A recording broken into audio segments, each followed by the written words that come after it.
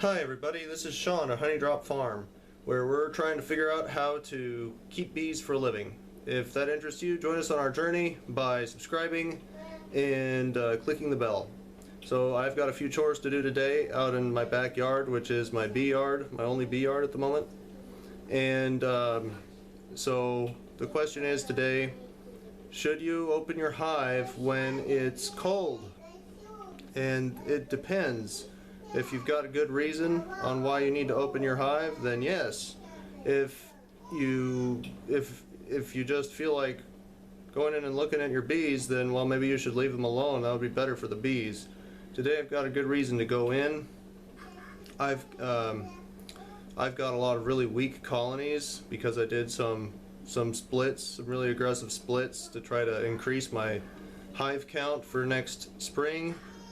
It's fall right now, and so I've got to make sure that these bees have enough protein and fat in their diet to raise good, healthy winter bees. And right now we're having some really bad flying days. We're having like almost a record cold snap right now. The bees didn't expect this. I saw it coming a few days in advance, of course, having access to technology that they don't.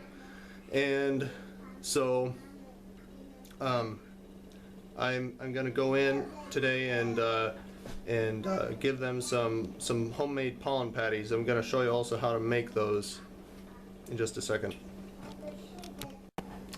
I also forgot to mention, so what are winter bees? Well, you know, most bees most of the time live just 6 to 8 weeks. But there's the last generation of bees of the bee season, you know, around September, at least in my area here in Kansas, is a generation of winter bees that lives a really long time. They live all throughout the entire winter, and they have to do all the work in spring, getting ready for the honey flow and everything, and raising the brood for the next generation. So that is why it is so critical to have really healthy, strong, well-fed winter bees.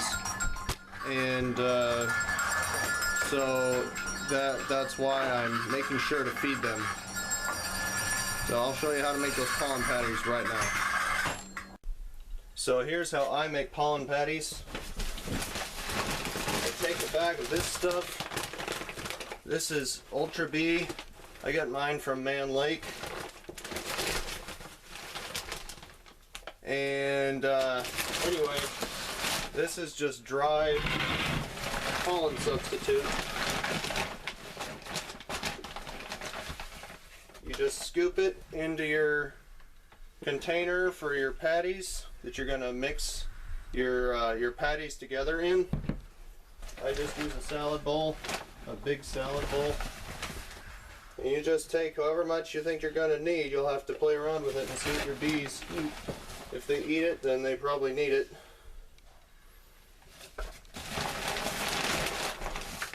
And then when you've got your bowl of it, then we go on to the next step.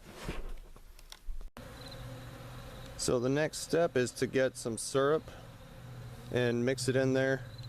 They'll eat it better if you put syrup in there, but you can also mix it with just water. So as you can see, everything's hungry. I got bumblebees and wasps. And anyway, so I'm just going to grab one of these buckets. It's almost empty.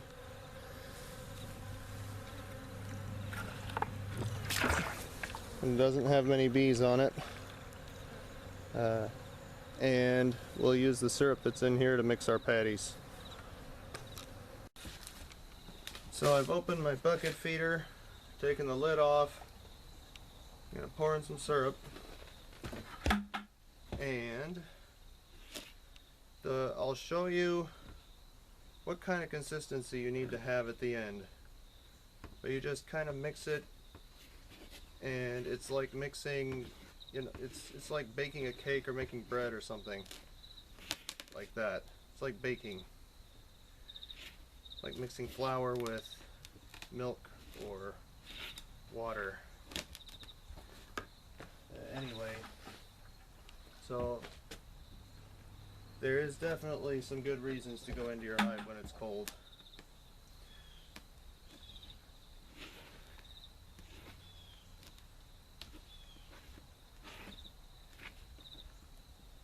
So you don't want it too soupy, because then it will, if you put it on top of the frames, it will leak down, it'll run down, and then some of it will drip into the bottom of the hive, and wax moths will lay their eggs in there, and maybe small hive beetles too, and that'll be a mess. But you also don't want it too doughy, because then it'll dry out before the bees have a chance to eat it. You also don't want to put too much in the hive, because otherwise they will, if they won't have enough time to eat it before some pest finds it and lays eggs in there, aka wax moths or small hive beetles. So this is kind of a good consistency right here. I'll show you. It should move around kind of like this. If it falls off the spoon a little bit, if it's a little gooier than that, that's okay. Then the other question you might have is, should I put wax paper on it? I don't think it matters. I like to make custom sizes of pollen patties for each hive as I feed the hive, just compared to the number of bees that's in there. So I don't do wax paper. I just kind of like putting a blob of cookie dough on a cookie sheet. Just kind of plop it on there and put the lid on. So I will show you how I do that in just a second. Poof, poof, poof. I had to relight my smoker. So anyway, this I think is the easiest way to feed pollen patties, to get them to your bees. I'm just going to smoke them a little bit on the top without putting too much smoke deep into the colony. So I just take a dollop like this. I have to learn where my camera lens is, like this, and then just kind of scrape it off. If you put a little bit near the front and a little bit near the back, it makes it easier for them, because the nurse bees don't have to walk so far to get it, and they can get it from wherever's closest. And then it's just like, you know, if you work in a place where everything's set up really inconvenient for you to do your work, then you sometimes wish they would have set things up different. Ask me how I know.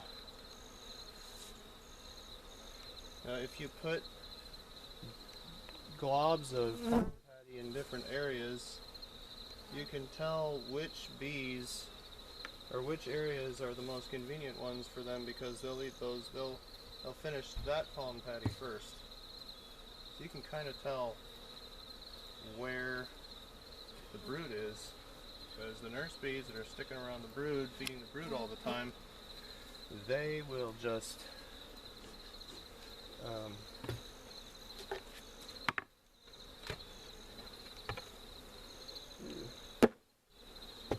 see, here's an example. There's no brood over here on these frames, but there's a little bit of pollen patty, and they aren't eating it very much. Just scraping it out in case there was some small hive beetle activity in there.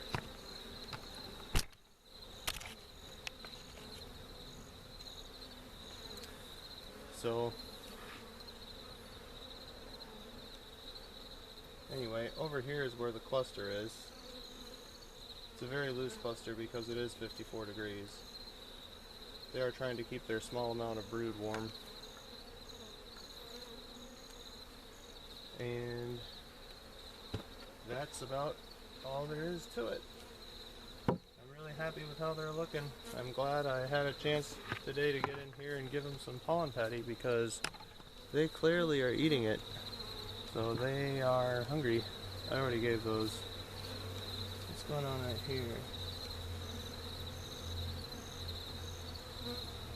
A lot of activity right here. They're all sharing some kind of communication. Interesting. Now when you have a bunch of bees all on top like this, you don't want to smash them. If they climb on top of your pollen patty, you can't see, can you? If they climb on top of your pollen patty, when you're about to put the lid on, just blow a little smoke on them. It'll make them go down and eat honey. Just like this.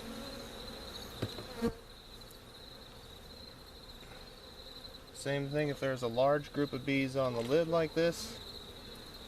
What are they doing?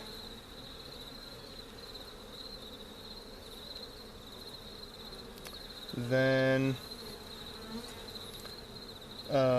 you can just bang them off like that on the edges of the box so you don't squish bees. And then just give them a little smoke to make them go down and you won't squish them. At least you won't squish very many of them. It's hard to never squish a bee. Nothing worse than that crunching sound when you're closing a lid and you thought you moved all the bees out of the way. But anyway, so that is how you feed. That's the easiest way, I think, to feed pollen patties. So have at it. And if you would like more content like this, please subscribe, click the bell, and like, and all that good stuff. Thanks. See you next time.